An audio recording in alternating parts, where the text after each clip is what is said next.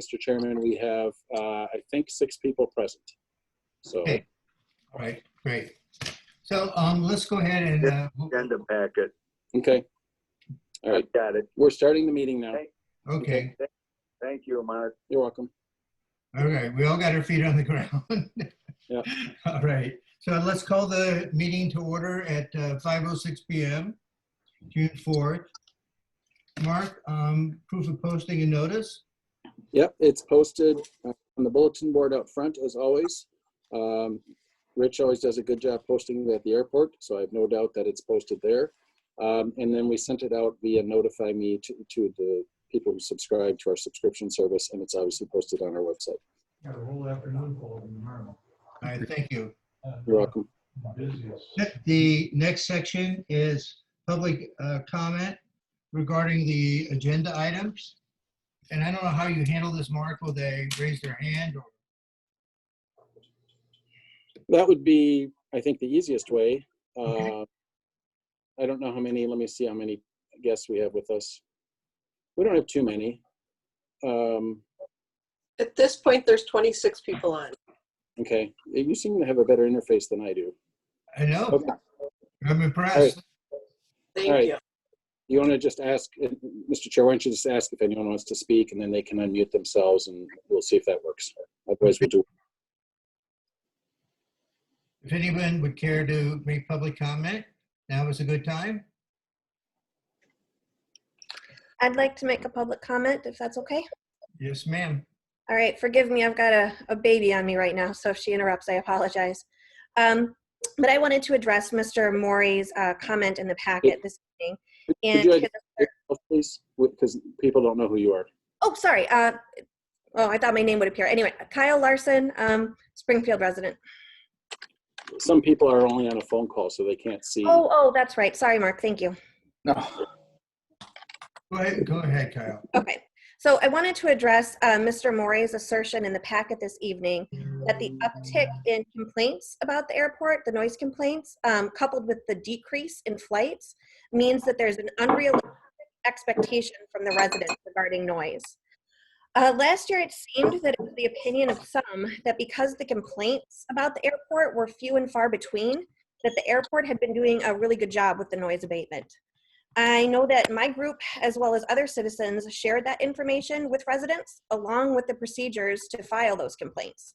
A lot of us didn't know how to do that. Up until last year, I didn't even know that was an option.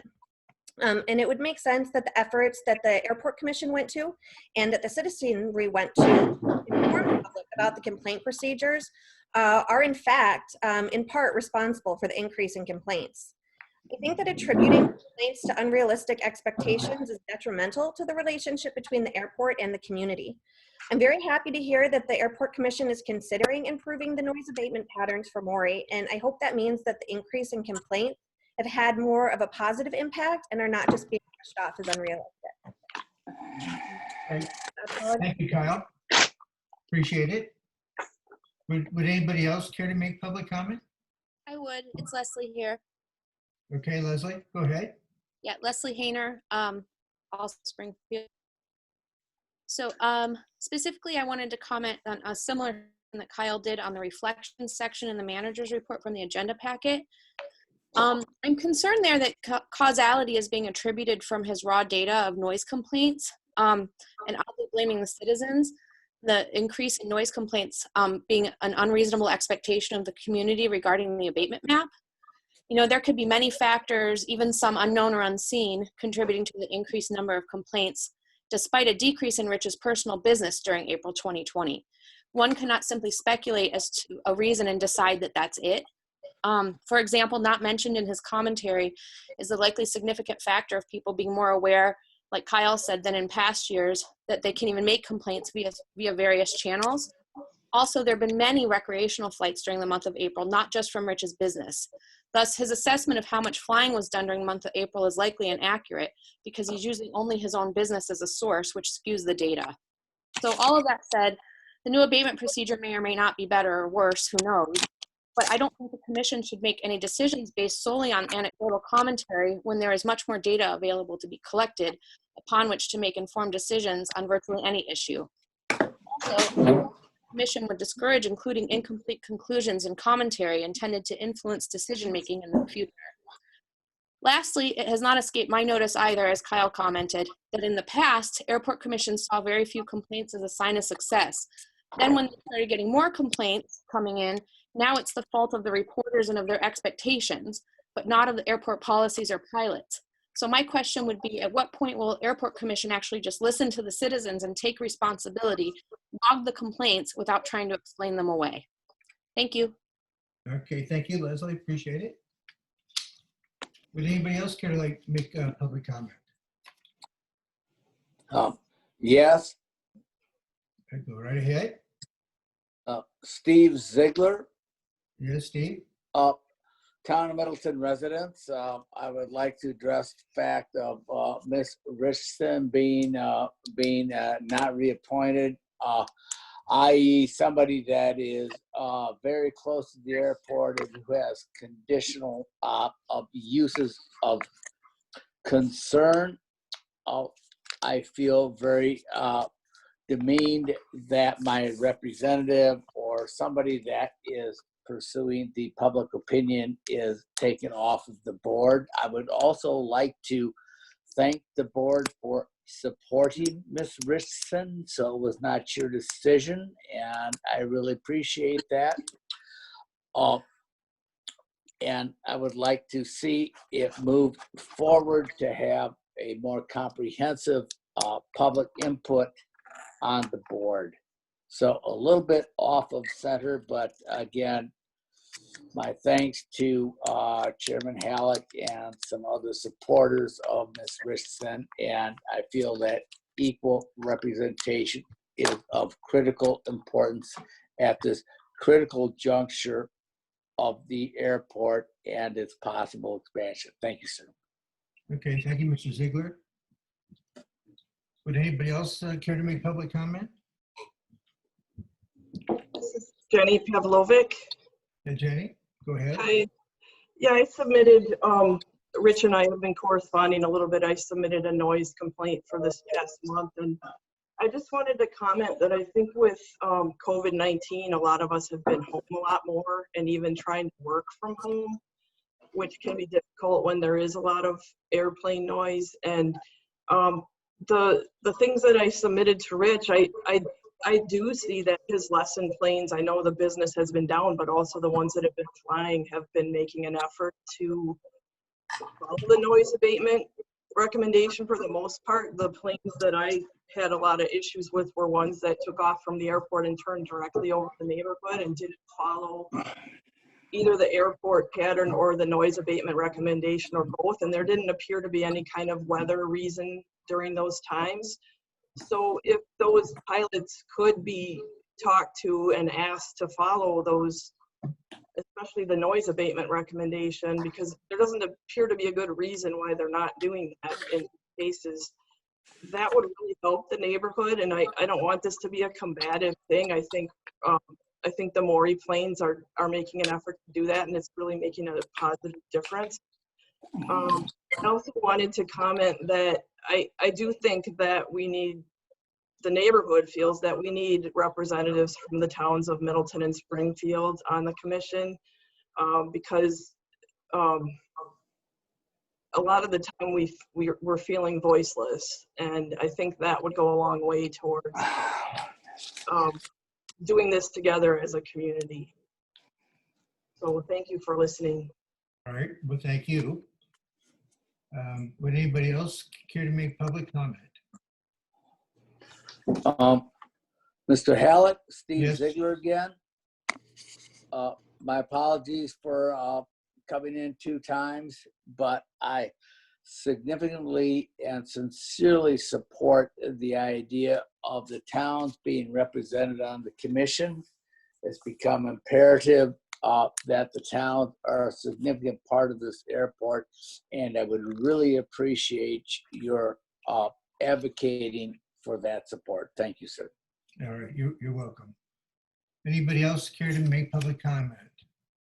This is Pam Krill. I'd like to just echo that. I live in the town of Springfield, And we had a town board meeting on Tuesday night, and our town board approved a resolution, I think in conjunction with the town of Middleton board, requesting that very thing, that the city of Middleton, I think they'd have to change their ordinance to do this, but to allow representation on the airport commission by at least one member from the town of Springfield and one member from town of Middleton. And I know that with respect to the town of Springfield anyway, they would like it to be one of their elected officials, which I think is a great idea. So just wanted to mention that as well. Thank you. All right, thank you for your comment. Would anybody else like to make public comment?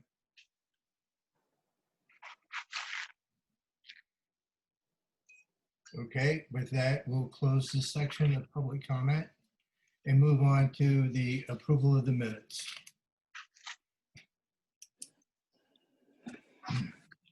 This is Robert Burke. I would make a motion to approve the minutes. Okay, I will second that. This is Luke. okay, so Robert made first and Luke is second. Is there any discussion regarding the minutes?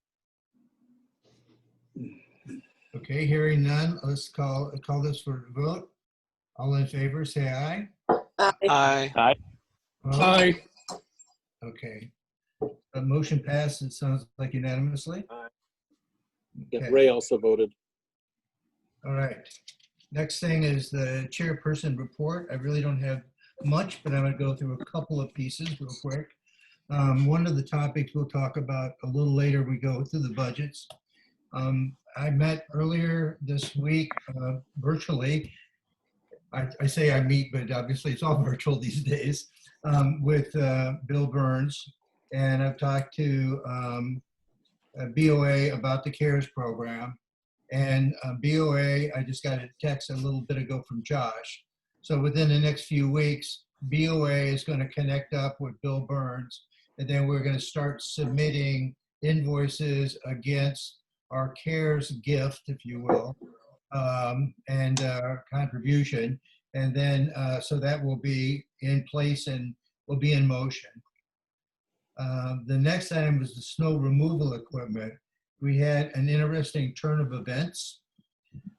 Snow equipment, removal equipment was subject to the Buy American requirements, which 51% of the machinery has to be made in America. A couple of weeks ago, they amended that and added another caveat that in addition, 100% of all the structural steel has to come from America. Wow. So that kind of stopped everything because no one really knows where it's made and how much that is. I talked to Josh, and at the request of the BOA, I called the head of the airports for Chicago, and I talked to the person in charge, explained to them that we had saved up our dollars and that we had equipment that was becoming hard to maintain and parts availability. And they agreed that they would, I think, give us a waiver. So since our bid was in process, they are going to waive the new requirement, and they assigned a person to talk to Josh. And I haven't followed up, but I'm assuming that all happened. I didn't get called. So if that's true, then we should have the bid completed and something to act on possibly next month. And then finally, I'll talk about down below, and we get, because Luke had some ideas and I had some ideas, and I thought we'd talk down below. But I did meet with Bill and Mike Davis, again, virtually, and just discuss some concepts. And they are going to set up a meeting with MADC to have an informal discussion to see what their thinking and positioning is. And then based on that, we'll chart kind of a way forward, if there is one, and there may not be one. You know, not all parties may be in alignment. So those are the two things there. And so with that, does anybody have a question on any of those things that I just asked, I just talked about? Because I'm more than willing to elaborate if I can. Okay, so let's move on to the airport manager's report. Rich, you're up. Okay, very good, John. Oops, hold on. Come on. There we go. All right. Technology is difficult at times. We'll just jump in. We've got it laid out fairly straightforward. Start off with the noise reports. And I apologize, I am in the office. There might be some background noise of aircraft running up the radio or some business being conducted. So I hope you report that, Rich. I'm sorry? That's just a joke. Mark, pretty clever. All right. From May 7th through May 28th, that's the period we have up through this point, or the month at least, we had received 9 overflight complaints. All have been addressed. The reporting parties have been contacted when requested. Pilots have been contacted when we're able to identify them. And I point this out, the bulk of all the complaints were for not following precisely the new, as in adopted in mid-19 or 2019, noise abatement procedures. Okay, you can just take a look at what we have. One was from an aircraft doing an instrument approach procedure. Aircraft in pattern, aircraft in pattern, aircraft in pattern, aircraft in pattern after dark. Med flight in the area. Freight runners, aircraft in pattern, aircraft in pattern. So other than the med flight or the freight runners and one instrument approach procedure, they're all for aircraft in the pattern. Again, the bulk of which are from either turning too early or too late, not precisely over the power lines, one of which was made at night. We cannot see the power lines at night. So the system that we have in place, well, anyway, we'll talk about that later. Now, no accidents or incidents on the field. Okay, online ground school finished, 17 graduates, 27 attended a safety seminar, again, virtual. The solar panels, the west field is completely mounted. They haven't really started mounting the collectors on the east field. Let's look in. Larry Wagner, who crops our hay here, is concerned about a washout that occurred during the flood in August. So we need, I've left a message with Matt. He's at Emerson, Public Lands. He's got pictures of it, got pictures a while ago. I haven't gotten a call back. I imagine they're rather busy with other things now. The Capital Flight request that taxi lanes be marked by painting on the taxiways. I don't see any reason why not to. And then the tree that we have permission to remove on Mr. Bletner's property, we've got an $855 quote. I'd like to get at least one other quote on that. It seems on the high side because it's a pretty easy tree to take down.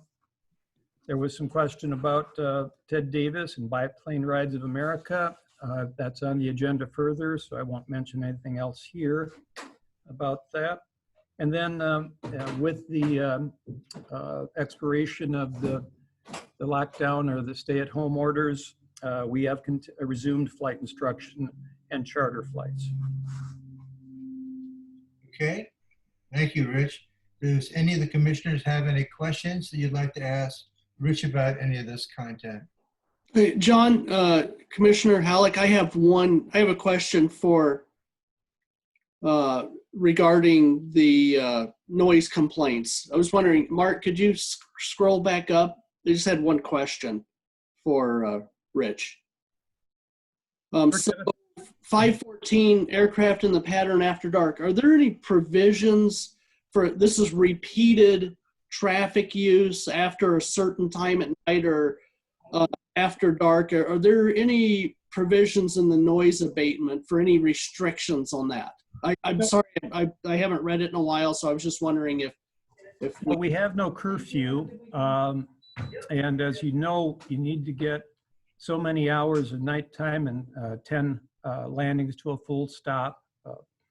In order to get your private license, people may need at least 3 full stop landings every 90 days to stay night current. So night operations are part and parcel of what happens at an airport. So yeah, there are no restrictions to night Okay. operations. Okay, thank you. That's the only question I had. Does any other commissioners have a question from Rich? 'Cause I have a couple. So, Rich, on the airport maintenance, do we know when the solar panels will be completed, that project?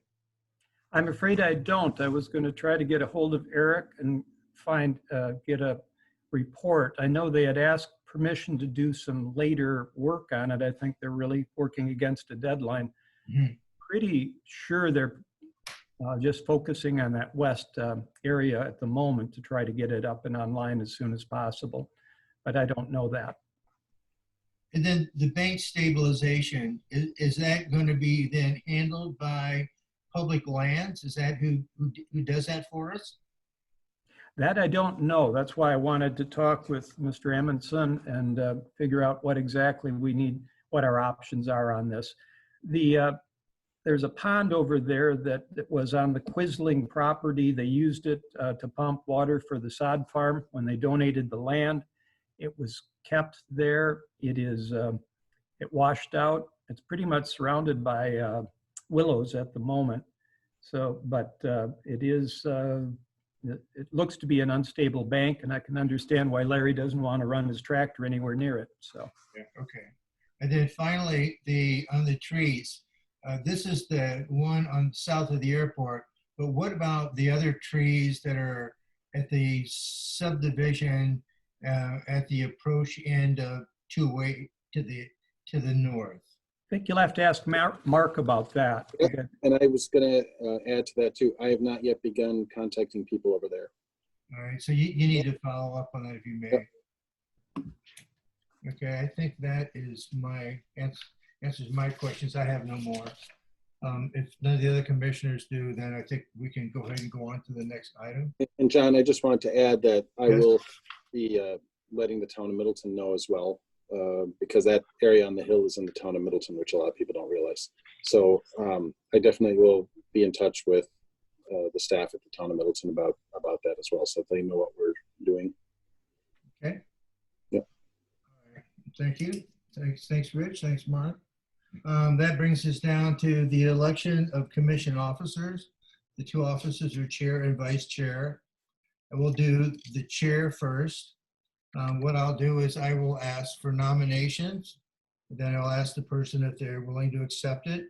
And when there's no more nominations, then we'll call the roll, and you could provide the name of the person you want to vote for, or you can abstain if you choose to. So that would be the process. So are there any nominations? Yes, this is Robert Burke. I'd make a nomination for Mr. John Halleck for chairperson. I would. This is Chairman Munson. I'd like our Commissioner Munson. I'd like to second that. Okay, I don't think we have to second it, but thanks, Kevin. And I'm more than happy to continue on. Are there any other nominations for chair? Are there any more nominations for chair?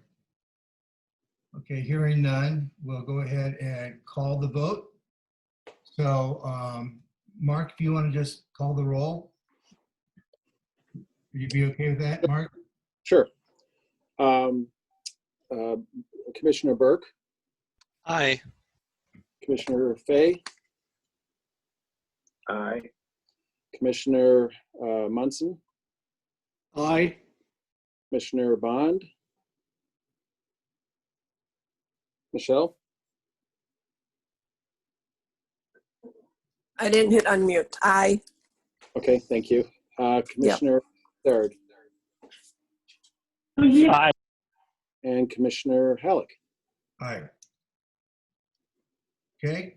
6 votes. Go ahead, Mark. 6 votes in the affirmative. Okay. So Commissioner Halleck will continue as chair for the next term. The next nomination will be for vice chair.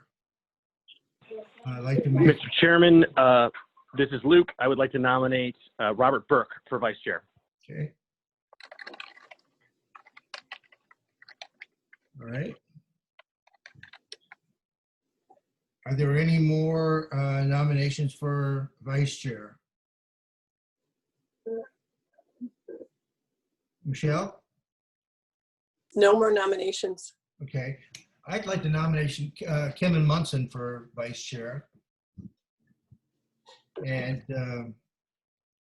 let's see what goes with that. So first of all, Robert, are you willing to accept the nomination for vice chair? I am, yes. Okay. And Kevin, would you be willing to accept the nomination for vice chair?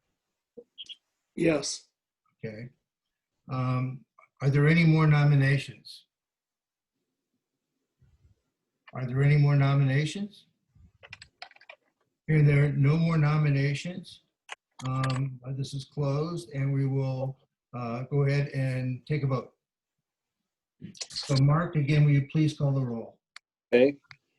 Commissioner, I'll do it alphabetically. I was off on the alphabet last time. Commissioner Bond, I would vote for Burke. Okay. okay. Commissioner Fay,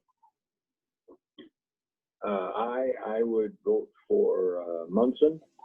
That's okay. Commissioner Halleck, I or I'm would- sorry, well, Foussard is alphabetically next, sorry. Commissioner Foussard, Burke. Chairman Halleck, I would vote for Munson. Commissioner Munson, Munson. I feel like I missed somebody. Commissioner Burke voted. You've got Burke. Burke, Fay, Foussard, John, Munson.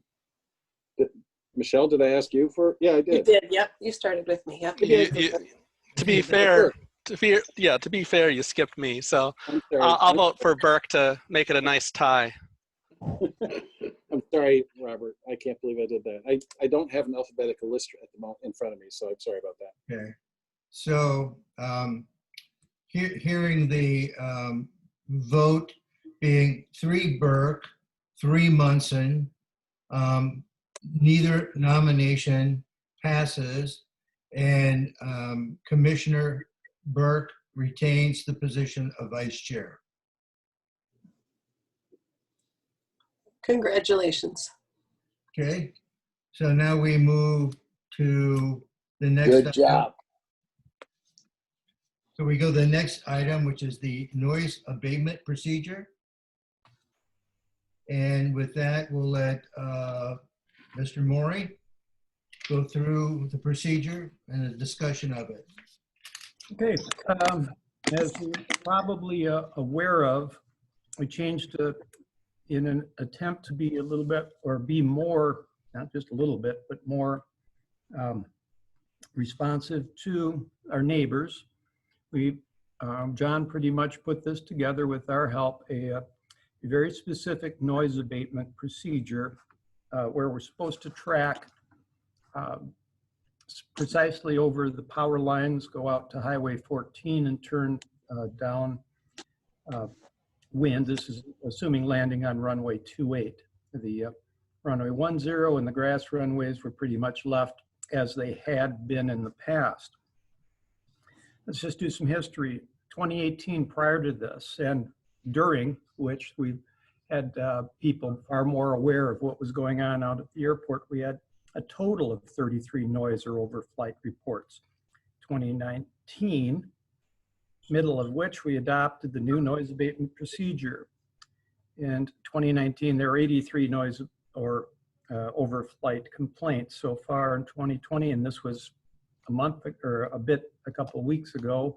When I put this together, we've had another probably 15, at least 10 additional since, and that'll be in next month's report. We've had 41. Again, we'll be well over 100 at this rate. So something isn't working. In April, we had 13 noise flights. That's April of 2020. In April 2019, we had 4. This is despite Maury Airplane Company flying 45% of what we did the year prior. And I understand other aircraft use this airport, but we are the largest user of it. This month, we had 9 noise complaints. There were 4 in 2019, again, with half the hours flown. So it isn't causal with the hours. Certainly not proportional. What I'm saying about an unrealistic expectation is anyone now, or a couple people who, if the airplane turns prior to the power lines or after the power lines, or doesn't follow directly over Highway 14, this generates a noise complaint. Now, people have accused me of saying you're telling people to ignore the noise abatement procedure. I do not. I do tell all pilots that they are pilot in command. They have to make the decision. This is a voluntary noise abatement procedure. If you do not feel safe or comfortable following this procedure, you make that decision. You know, for the most part, our trainees and whatever will not, but you'll get older pilots who've grown up where, Kevin will back me up on this, you don't fly a pattern unless you could make it back to the airport.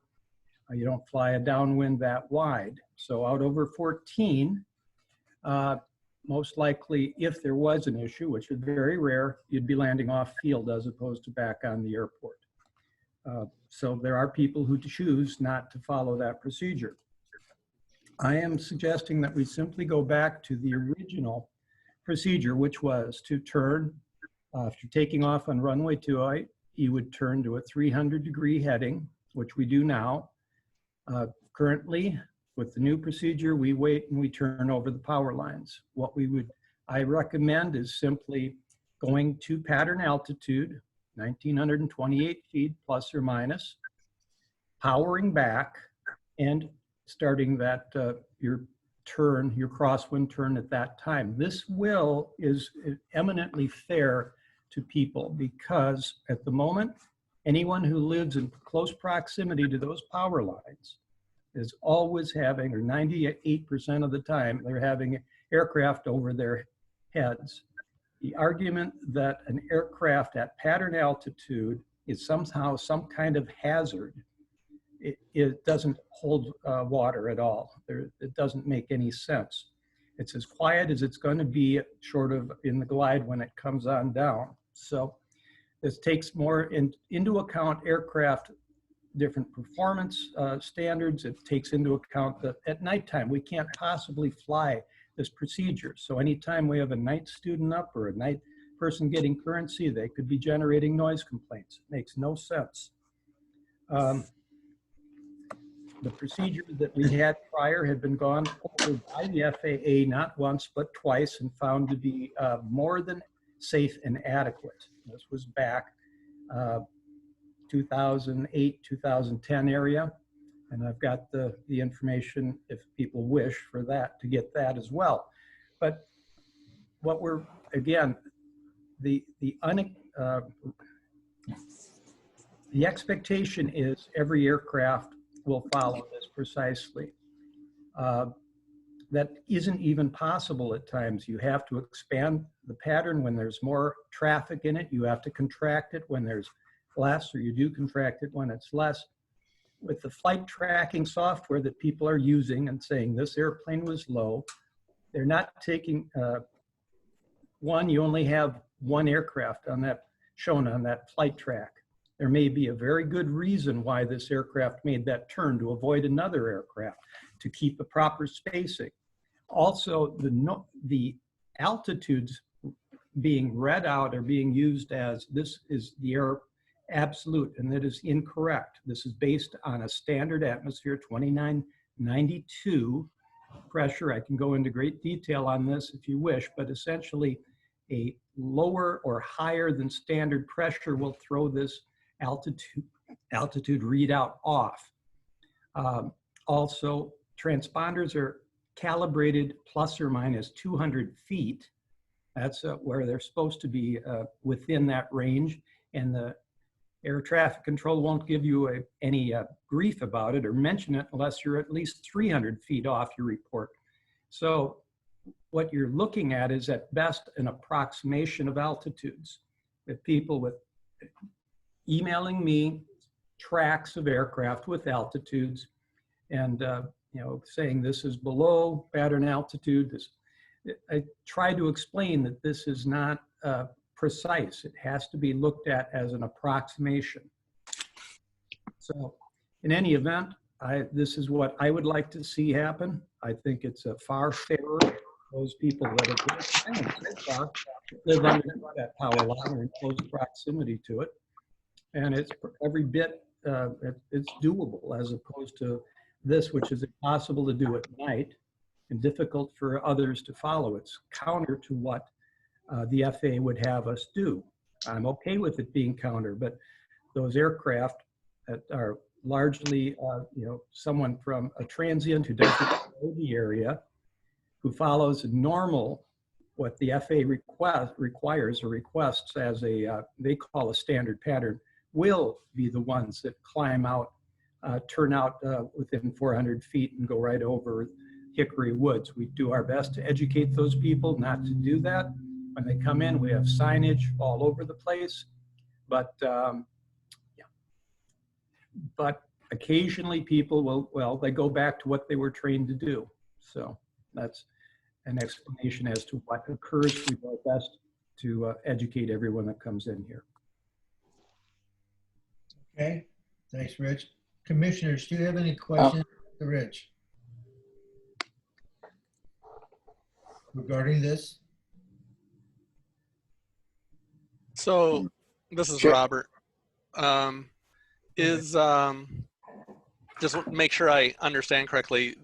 What this will do is it will not have everybody turning at the power lines, but it basically, it blends out a little bit where people are making their turns and where their circle is or their pattern, so that for want of a better term, it's making it so that the noise is not as concentrated in particular areas underneath on the ground. Is that a kind of a fair understanding? I think it equalizes, it spreads the overflights.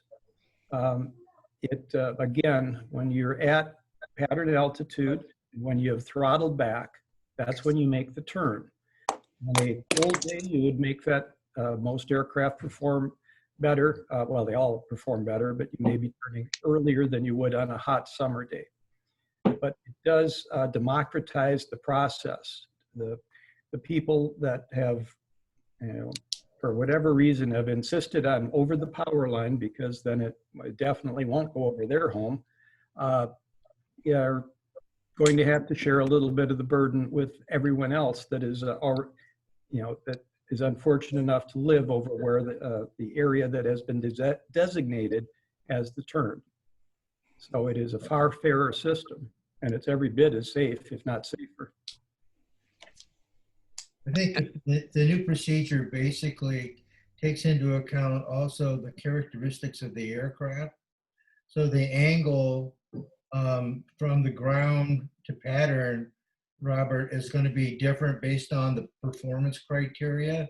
And that means that they will arrive at 1928 at different locations, as you kind of indicate. And so it spreads them out when they make a turn to the south. So that helps west. And then when they turn back to the east, they probably all will consolidate more that line. But that should be pretty close to down, Highway 14, and so when they come back down that side. So, I mean, it is a fair, more natural, it's kind of how people are trained.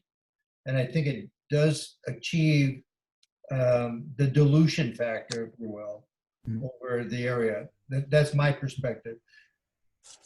Yeah, it will generate more noise complaints to begin with, because that's not what is the expectation among the people that are making these complaints. But it is, again, I feel that our current system sets up an unrealistic expectation. There are many reasons why people cannot comply with this procedure precisely. And every time that happens, it can generate an overflight or noise complaint. Okay, and this is Robert again with one hopefully final question on this topic. Once people are at altitude, like they're flying the pattern, they're doing circles, because a lot of pilots aren't actually necessarily flying maybe far away. Maybe they're students and they're staying fairly close to home, but they're at the high enough altitude where they're just basically flying now. They're not coming in for a landing and they're not taking off. At that point, the noise abatement procedure, am I correct in understanding really noise abatement is takeoff and landing predominantly, but once they're up in the air, are there any, once they're just basically flying, is there any additional requirements for noise abatement when they're at altitude?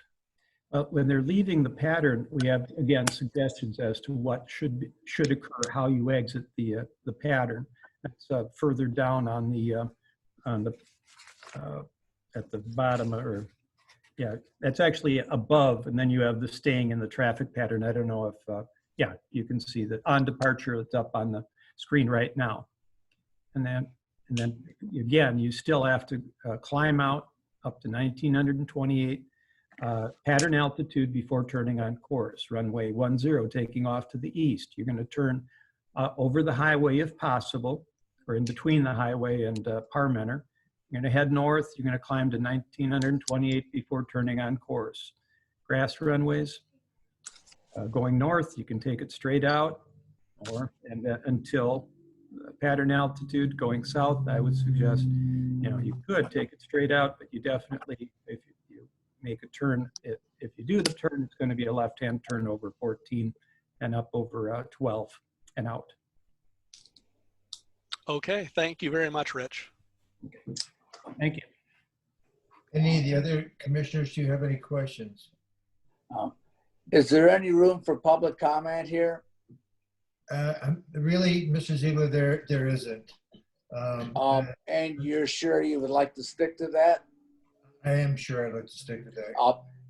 Chairman Because Hallett, thank you back. very much for your time. I really appreciate it. All right, thank you, Mr. Ziegler. You're sure. Would anybody like to make a motion on this to replace the previous with noise abatement procedure with the recommended procedure? I mean, I'd be willing to make a motion to approve the new procedure. And I'll second that, John. This is Kevin Munson. Yes? You'll second it? Yes, sir. Okay, so we have a first and a second. Any additional discussion on the topic from any of the commissioners? John, for clarification, this is Mark. Yes? You're saying to approve the new procedure. Might it be clearer if you say to go back to the original procedure, or do you want us to have the motion be to do the new procedure? We're going to just call this the replacement procedure, even though it may look like the old one. So we'll just replace, because we have it in writing here, we'll replace the what is currently in the pilot handbook and what's posted with this, so that pilots will have it. And I would also ask, I'd like to see a seminar, Rich, from somebody about safety procedures, minimum altitudes, and included in that the new noise abatement procedure, because I'd like to make sure everybody is properly trained on the procedures. Yep, be happy to do it. We're working with the FAA to get certified to actually do the online provide Okay. at the moment. Well, I'm hoping someday we'll actually people will be seeing people. Yeah, So, me too. So we have a first and second. Is there any additional discussions? Hearing none, I'd like to call a vote on the procedure. All in favor, say aye. Aye. Aye. Aye. Aye. Okay, unanimously to Why don't you ask if there's anyone opposed? Because I didn't hear okay, I'm six. sorry. Is there anybody opposed to adopting this as a replacement to the existing procedure? Okay, hearing none, then we'll move on. That's a unanimous decision. So the next one, Mark, I'm going to let you talk about the amendment to the meet and hunt agreement. Okay. Beginning last summer, late summer, I think, I received a few inquiries and suggestions and concerns about that the existing agreement, the scope of services with Meat and Hunt, didn't explicitly state that they would study a no action alternative, if you will. In other words, that they would do a full analysis of retaining the runways, both the primary and the turf, in their existing conditions, and limit the expansion of the hangars. And so, in response to that concern, Meat and Hunt has prepared this language that's on your screen that modifies the scope of services. The substantive changes are in blue. So calling out specifically the no action, no build alternative, and just essentially taking that scope of services and just reinforcing that all the way through. The third bullet point talks about 2 alternatives instead of, I think it used to be 4, 2 alternatives for development of hangars and additional aprons within an area northeast of the intersection of the 2 runways, and then 2 alternatives for development of additional hangars and apron space within the existing property boundaries of the airport, and 1 alternative that considers maintaining the existing apron and hangars in their current state. I believe Greg Stern is on the phone. I would add there's no other changes to this, the scope of services, and this would be a no cost. I'll scroll up again. Sorry to keep scrolling. This would be a no cost change. You see here, fee change, no change. And as I understand it, the reason is because they had been planning to do this work anyway. But I will defer to Greg Stern for any additional comments or questions if he's on the phone. But right now I don't. Greg, are you there? Yeah, I am here, Mark. Oh, you are there. Okay. Can you hear me? Yeah. Yep, we can hear you. Yeah, I guess just to echo what you had said, John, and other members of the commission, this was something that's been talked about at previous Airport Master Plan Advisory Committee meetings, the desire to document formally the fact that we will include as an alternative maintaining facilities in their existing condition, or including the no action or no build as an alternative. And so this is simply documenting that formally within our contract. And I would also add that you received an email. I forwarded an email that I received at 3 o'clock this afternoon from the town chair of Middleton, and I added that she had requested that there be, Cynthia Richardson had requested that there be the letter from the town of Middleton on April 14th that was sent to the City Plan Commission when the commission was reviewing the petition resolution that you had endorsed in February. So she requested that this be considered in conjunction with this item and be part of the record.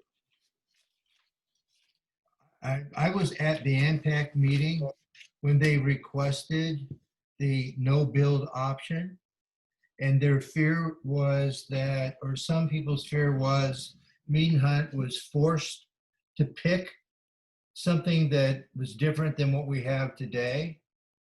I would have thought the no change option is implied, but the ANPAC at the time felt strongly that it should be in writing in the contract. So I see this as a following the guidance of ANPAC to make sure that we formally document the fact that we're not forced to do anything. No change is a viable option.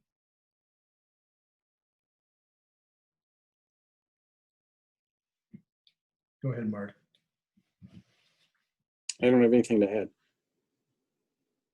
So this is something that Greg Stern provided us and the Bureau. I believe the Bureau is amenable to this change, and that's all I have to report. Yeah, I really wasn't sure what the town was asking here, to be honest with you, other than the fact that at the end of the day, they wanted to make sure there was a environmental protection and a compatibility study that to protect the town of Middleton. The comment is on the screen. Oh, I'm sorry, I didn't mean to cut you off. No, go ahead. So on the screen, I updated the packet this afternoon to indicate the request from the town, formally requesting that this letter be in the minutes. She explicitly points out that the material portions of the Mead proposed contract amendment appear to be in direct contradiction to the request contained in their letter. So that was their statement. I don't see how I don't see how that's true, but okay. Because it's no change is no change, but maybe I'm missing something here. Mark, when you refer to the town of Middleton, you're referring to her as she. It's the chairperson of the town of Middleton. Thank you. Correct, but I got the request from the chairperson of the town of Middleton and happens to be a woman, so that's why I said she, Cynthia Richson. Okay. Sorry if that wasn't respectful. Do any of the commissioners have any questions that they'd like to ask regarding either the modification requested or the letter from the town of Middleton?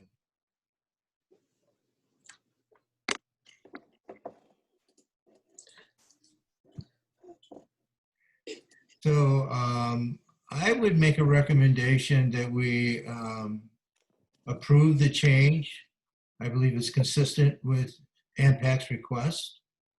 And I don't think it has any impact on the possibility of doing an environmental protection or compatible use study because it's silent about those. It just says the Mead Hunt is not forced to do anything. They could say, you know what, leave it like it is. And I think that serves the will of some of the residents. So John, your motion, I'm sorry, your motion is to recommend approval of the amendment to the council and the BOA. Is that what you said? That is affirmative. That is exactly what I said, but I got long-winded. I apologize. Does anybody care to second that? I would second that. This is Michelle Bond. Michelle, okay. There's a first and a second, and I promise I won't talk anymore after I call for a discussion. Any other discussions or comments? Hearing none, I'd like to call for a vote. All in favor of adopting the changes, please say aye. Aye. Aye. All opposed?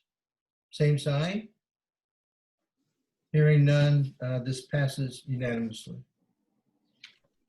Okay. Thank you, Greg. The next item up is the specialized aviation service operations agreement. So let me ask Mark before you explain that, is this a standard form document or something specifically written for Davis Aircraft Restoration? This is a based on the SASO agreement that already exists at the airport that our city attorney modified to adapt to the biplane operator, Ted Davis. So basically it describes their service, but the terms and conditions and the basic framework is structurally the same. Right, exactly. And he's amenable. He's not able to be present, but he had actually, it wasn't last weekend, I think the weekend before, he apparently gave some rides at the airport as he had done in the past. And we notified him, and he was frankly had reached out to us earlier to express interest in it, in doing this again. And so we advised him that he needs the SASO agreement, and he's been very cooperative. I spoke to his insurance company today and made sure that we had the policy adding the city of Middleton as additional insured. So we have that in our files. So there's no contingencies that I would recommend if you were inclined to recommend approval to the council. Now, when Mr. Davis was out here earlier, and there was a discussion of the SASO agreement, and then he left for a year. And what was that impasse between Ted and the city? I can't really speak to that. Maybe Rich knows more, but I don't know how to answer that question. Yeah. Hold on. Here we go. I don't know that it was an impasse. I think he had, Ted had pretty much exhausted the market down here. He'd been operating for something like 4 or 5 years under my minimum standards, and the city was okay with that at the time. I think he just planned on moving to a better summer location, which was northern Wisconsin, and that's where he's going to be spending the time now. Yeah. I know he did reach out, and then it was Ted's a biplane barnstormer guy. He doesn't appreciate the finer points of paperwork. Let's put it that way. So, but he did seek us out. I mean, he was cooperative, and I didn't get the SASO agreement prepared as timely as I could have. I didn't know he was actively coming back this summer, so I'll take the heat for that. But we have it all in order now, and he was amenable. He's been cooperative, and there's no issues anymore. Well, as I said, I mean, in the past, when the city's been in negotiations for with the SASO and a contract, they've allowed the operator to continue to operate while that was pursued. So I assume the same was for Ted. Yeah, I was thinking that it was maybe the limits of insurance or something that's required, which would be higher than what he normally carries, and maybe there was a cost associated to it. But I didn't recall. But whatever it is, it's obviously been resolved. I was just trying to get in my head kind of where the burrs were before, but it doesn't sound like there is any. Commissioners, do you have any questions about the agreement, or Ted's the guy that has the biplane that gets rides on the weekend? Yes, I've seen that at the airport before. It seems like Mark covered all the bases. Yeah, I think the agreement, this is Robert, I think the agreement looks very standard, and I don't see a problem with it. Okay. All right. So would anybody care to make a motion regarding this the SASO? Sure. This is Robert Burke. I will make a motion to approve the Specialized Aviation Service Operations Agreement with Davis Aircraft. Okay. And that's to recommend approval to the council. Thank you. That is exactly what I meant to say. That's how I heard it. And this is Michelle Bond. I would second that. Okay. So Robert made a motion. Michelle seconded it. Is there any additional discussion regarding this? Okay, hearing none, let's call it for a vote. All in favor of approving the SASO for Davis Aircraft Restoration, please say aye. Aye. Aye. Opposed, same sign. Okay, so this unanimously passes. Okay.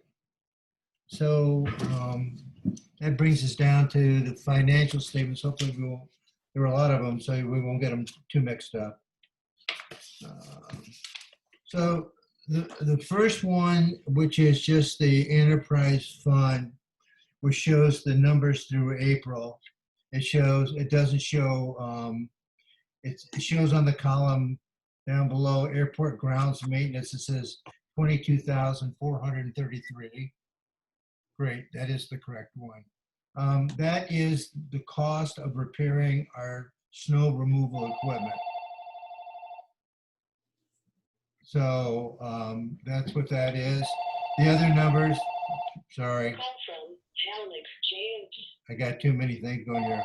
My sons are calling me. My wife will pick them up. And then the outside services, that outside services is typically allocated to legal. And I'm sure, I haven't seen the invoice, but I'm sure that's what it is.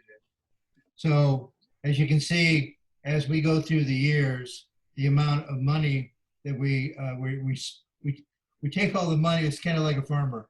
We take and sell all of our crops, and then through the year we incur costs and it starts to drop. And so we're still on track. Nothing's too far off budget, and that looks good. Now we're going to go to the one to where it's got. All it takes is one. Thank you, John. Beg your pardon? Okay. Now that one, so let's go to the next one, Mark, please. It'll have $100,000 on, okay, you did the, yeah, okay. So, yeah, we'll roll that up just a skosh. There you go. I did another one for this isn't exactly it, but I did a pro forma for the year where we'll just look at the first column. The top number is known, 108,000. That's what we're gonna get.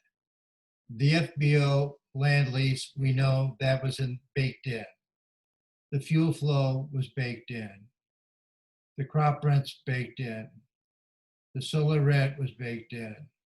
The airport cares program is 69,000. So that modifies the previous budget and increases $69,000. We did not have that number in there. We also, since we have such a large fund balance, we get investment income off of it. And Mr. Burns said that is $2,000. So we have an improvement here of 71,000. All the numbers down below are exactly as planned before. However, I added $100,000 for the Bureau of Aviation. It's an 80-20 match. I just wanted to show you what the effect of that is. The 80-20 match is if we approve using this funding for the Runway Lights, it shows us that we're down for the year $29,330 as opposed to a break even. And the reason for that, we're taking out 100,000, but we're getting in 71,000. So that's why the difference is 29,000. So this kind of shows the effect if we decide to, after discussion, approve the 80-20 match to get our Runway Lights fixed, what the effect is going to be on this year at the end of the year. Is there any questions? I have a question, and maybe others have it too. So the 80-20 is 80 state, 20 local, right? Yes. No, okay, it's 20. So the 80-20 or 20-80, I'd say it backwards sometimes. I apologize. So the Runway Lights are $500,000. We would have to take $100,000 out of our revolving fund, out of our cash. And if approved, and it's not necessarily moved because it's a highly competitive, the Bureau of Aeronautics would match that with $400,000. All right, so it is 80% state, 20% local. That's. I just wanted to clarify that so that everyone understood. So, okay. These monies do not impact our entitlements. This is a different method of funding. So our entitlements stay intact. We won't have much after we get through with the tractor, but we will have enough contingent reserve to take care of any minor maintenance issues that we have. So, I mean, we were trying to look for a possible way, or I'll let Rich speak to it when we get to that discussion, but the lights don't work and we don't have parts for them half the time, and we have to fix them. And we don't really have any other way of doing it. And this avenue is available. So I wanted you to see what the effect of that transaction would look like on our financials. John, this is Michelle. Yes. Question, so you wouldn't buy the lights or spend any money output until you knew whether you were approved or not? Is that true? We would, the mechanics of it is the airport commission would make a recommendation to the city to, for 80/20 match funds to the Bureau of Aeronautics. The council would or would not approve it. And they would then make a request to the BOA for 80/20 funds. I've already told them that not to give our money away. Put it in a milk carton for us or something. If the Bureau of Aeronautics says, yes, this is a competitive project, but we think your project is good or better than others, then they approve it. Bill Burns asked me about the mechanics of this, and the Bureau of Aeronautics would handle the engineering to Mead and Hunt, which is included in the number, and would handle the procurement. And so our $100,000 would go to the Bureau of Aeronautics at the time that they have a request for it, they need the money. And then at that time, the money would be transferred. That could be next year for all I know. Mm-hmm. Mm-hmm. Does that make sense? It does, yes. Thank you for that clarification. Okay. So that's what this column was. Then I did, Mark doesn't have all of them up, and it's just a function of how they got copied, but I Yeah, did, I'm sorry. that's quite okay. I did 2 other plans just to show you what it looks like over 10 years. I went over this with Bill Burns, and I'll tell you what the assumptions are. The assumptions are every 5 years, the hangar land leases would increase 5%. I don't know what the CPI is going to be. Nobody does, I don't think. But that was a good number to start. We believe that the FBO land lease will probably go back to the agreement, and it would go up 1% per year. And so when you look at that number, you can see it goes up, that second line down. This is the one where we bought the FBO building and we leased it out. The lease for the FBO building with is $62,400. That is with the land lease. Oh no, that's without the land lease. $62,400. That's what Rich ends up paying over a year. I skipped over a line. The $8,000 is the fuel flowage fee, and I had that being raised a penny in 5 years. The $5,000 is the crop rent. I had that static. And the solar is exactly what the solar contract reads. Now you got to get me, you got to go up then, Mark. You got the uses, we need the income. I only see the lines, there you go, sir. So the 5,000 is the rent. The 2,000, the solar is, this is right off of their contract. So it's 1,000, 2,000, goes to 8,800, and then it escalates year over year. And then there's no cares, but we do get the $2,000 income. So that shows what our income would be. Down below, I made an assumption in this, and again, this is just what I thought we could afford. At $375,000 loan over time, we would then have to pay our loan. So all of this is static, and there would be a loan, MADC loan, where we would have to pay, say, $30,000 a year. So the difference is we take in 62, we pay 30, we drop 32,000 to the bottom line. Eventually, we own the building, and then it would be a windfall. That's assuming they would have went with it. All expenses down below are increased 3% year over year. So I did 3% on that. Again, Bill thought that was realistic. So I did one with the transaction in it for the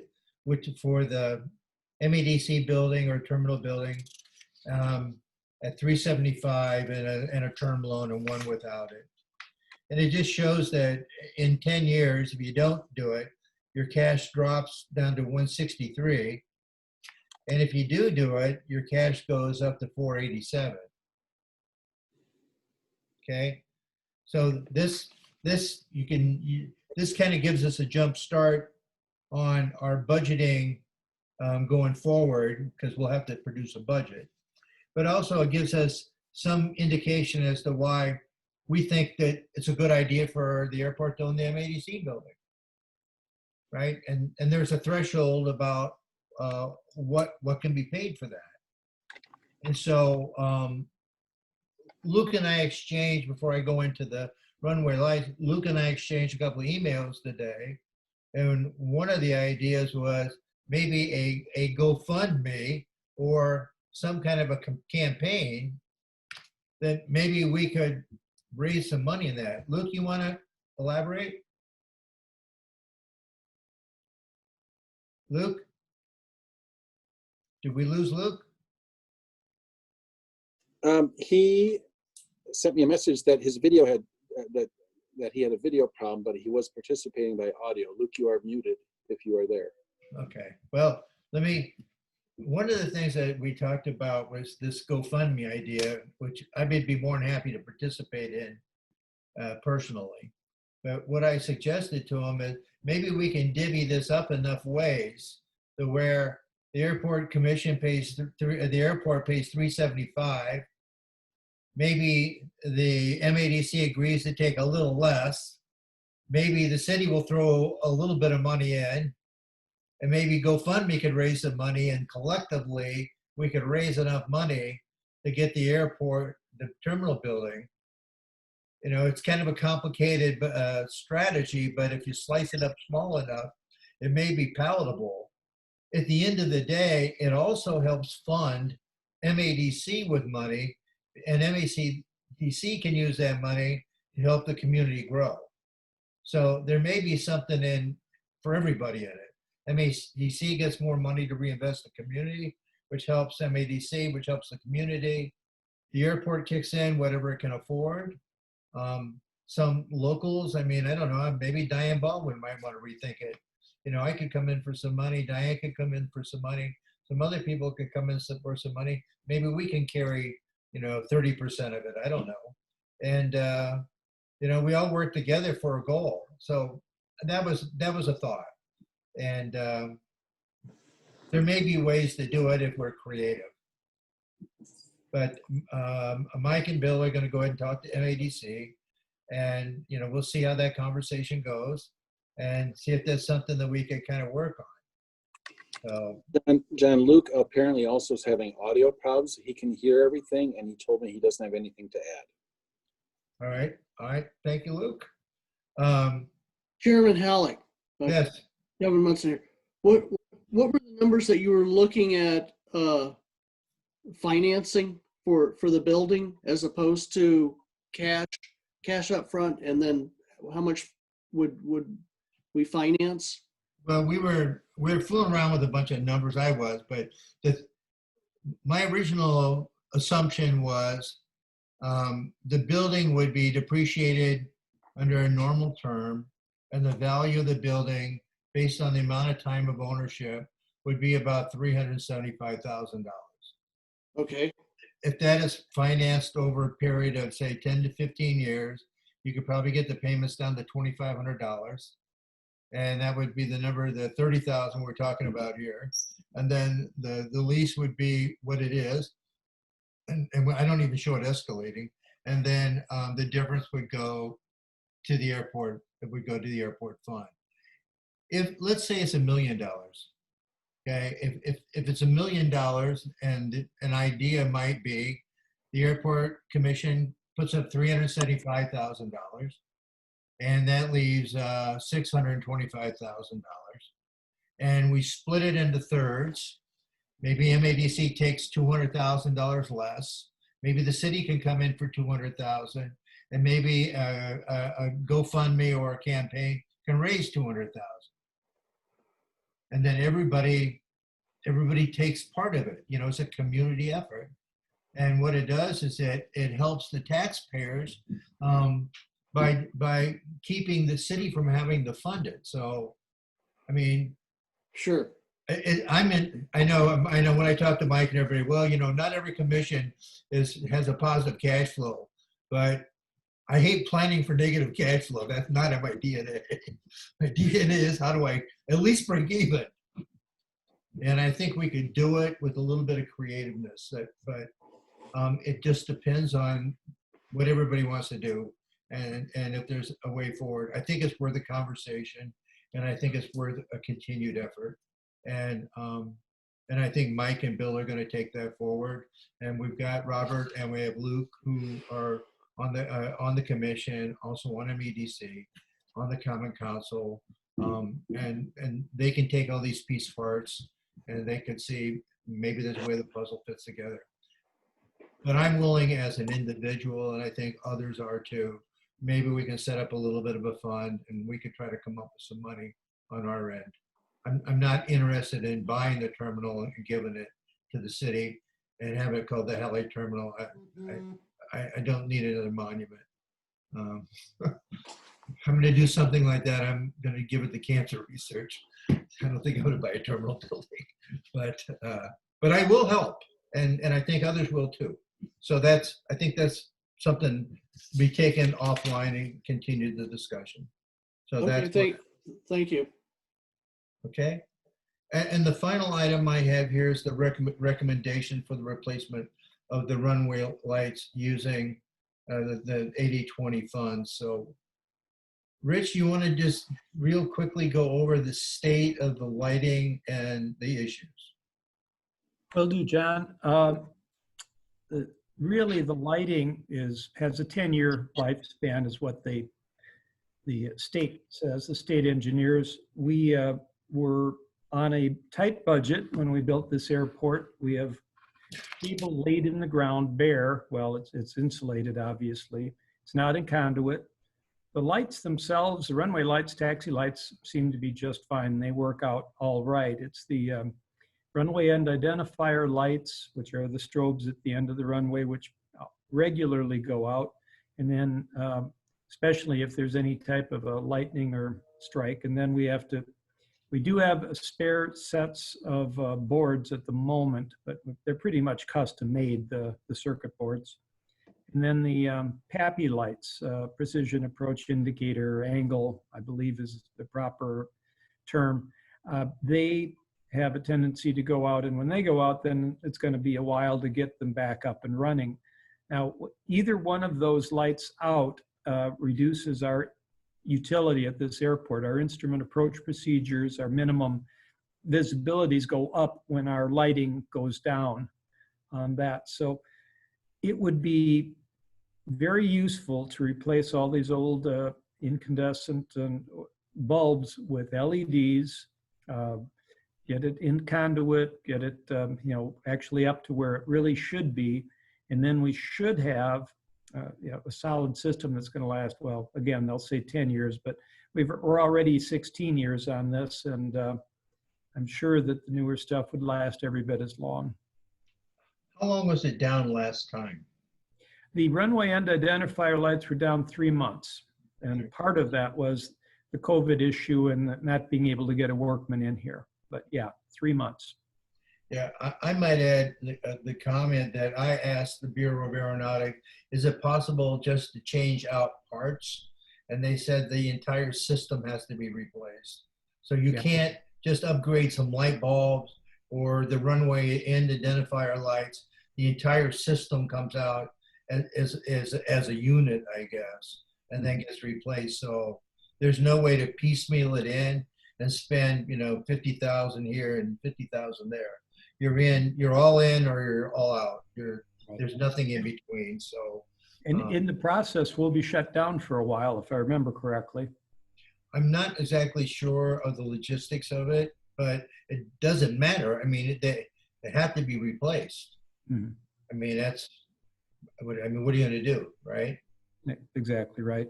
I don't know if Chris or any of the MAD, or excuse me, Mead and Hunt guys are on, or anyone from the state, they might be able to answer that question. Yeah.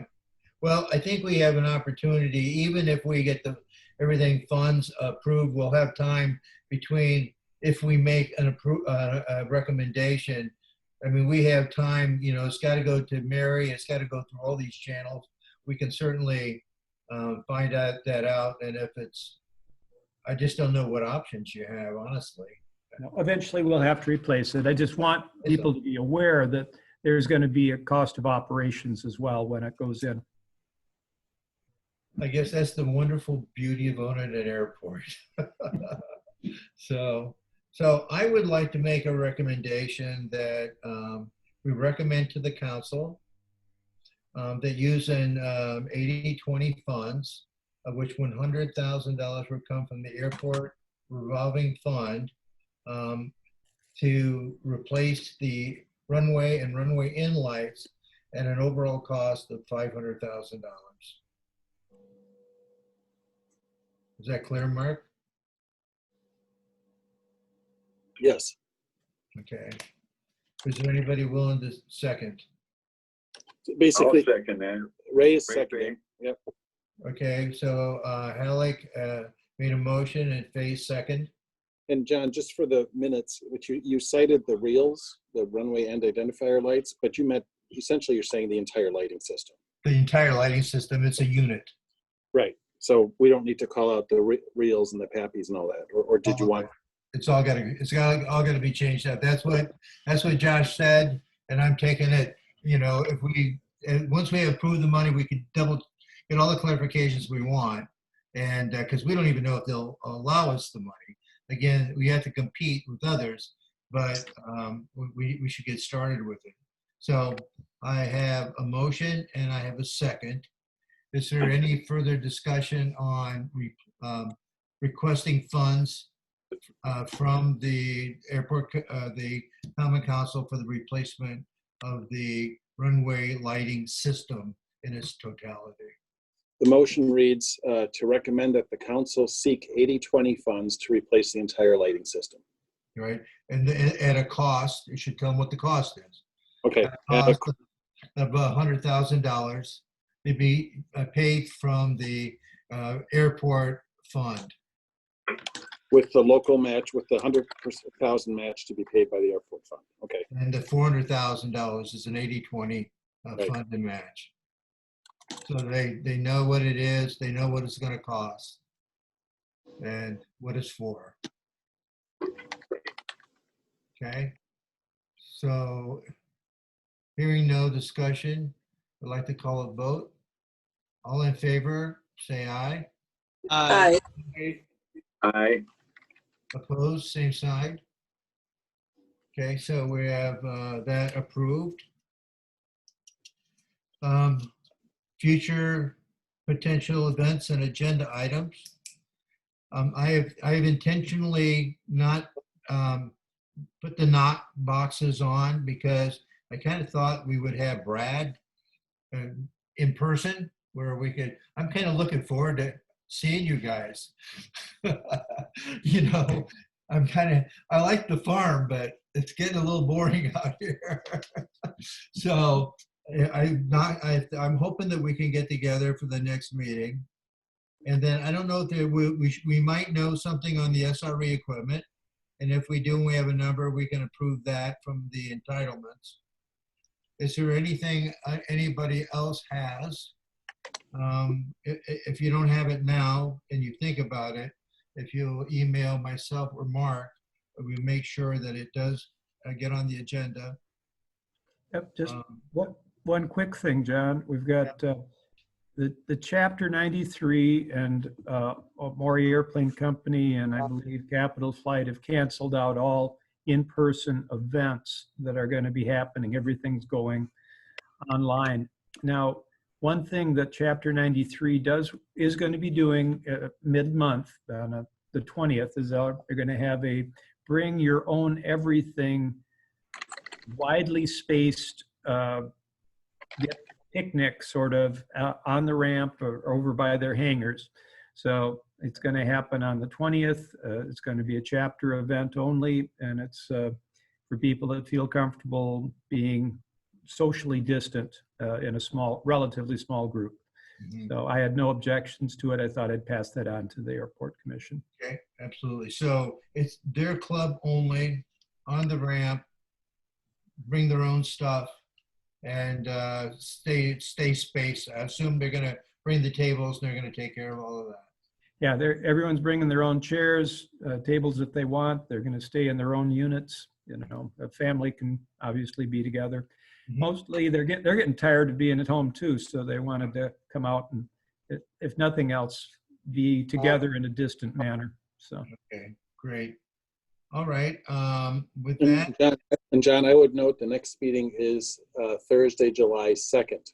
So 2 days before the 4th, but obviously that's not a holiday. I just wanted to bring that to your attention. yeah, I looked at that, and I asked myself, given the content and given 2 days before the 4th of July, and given we're still not going to know about this COVID thing, you know, do we just say we'll skip a meeting? I guess I could ask everybody's thoughts on that. Anybody like to render up a thought? I'd be perfectly good with skipping July. Robert, what do you think?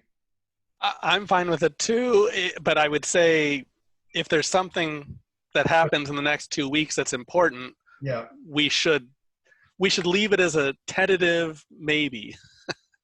yeah, I think I agree. I think that what we do is, well, let's plan on having it, but if nothing comes up 2 weeks before, then we circulate an email so people can reclaim that day, right? But if somebody feels strongly about, well, you know, we need to meet, I mean, I'm good with that too. You know, I want to make sure we take care of our business. And so that's a possibility. So we may skip the 2nd based on what is potentially on the agenda and the level of urgency for it. So we'll just leave it at that for now. Anybody care to make the most important motion of the night? So we go eat. That's where we go eat. Anybody make a motion to adjourn? I'll make it. I make a motion to adjourn. I'll I will second. second. Okay. Okay, we have a motion to adjourn and a second.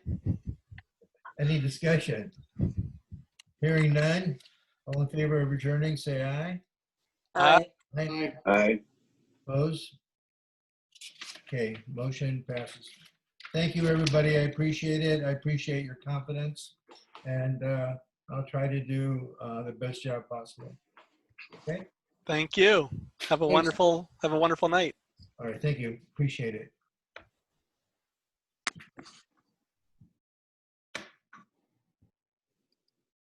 Take care. Now all I need to do is figure out how to hang it up. There it goes.